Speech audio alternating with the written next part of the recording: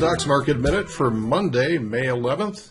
This is my gap chart of the S&P E-minis. Again, the gap chart just shows when the E-minis are trading during the cash session during the day. It doesn't show the overnight, and this is where the gaps occur. And so what we're seeing, of course, with the jobs report from Friday, creating that big gap right there. What I mentioned last week with this current market is that this is a gap fill market. Every time we're creating an outside gap here, it's being filled within the next few days.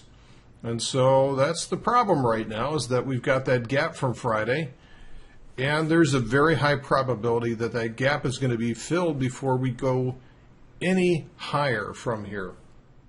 So this has really turned into a stock picking market. The overall indices are just not going anywhere right now. What you have to find is individual stocks that are actually moving and have a high probability of moving. So here's Netflix. We talked about this one a few weeks back, that after this enormous consolidation zone where this spring got wound up really tight on the monthly chart, all this energy is now unfurling, and it has a long way to go yet with the amount of energy that it's got. So what we're seeing is that it'll go as far as it can until it exhausts itself on a weekly and daily chart basis, right? So this is what happened, and then it marked time for about 3-4 weeks until it built up just enough energy that it's going to be able to break out again. So again, this is where the daily chart is going to kind of set the tone, where it consolidates, and once it consolidates to the point where it builds up a full head of energy, it's going to break out again, and we're going to see this stair-stepping on Netflix, probably for a while yet, until we get lower on the monthly chart and start to erode some of that available energy. Now, how can you play something like Netflix? Well, there's two ways that we can do it. We can look for exhaustion.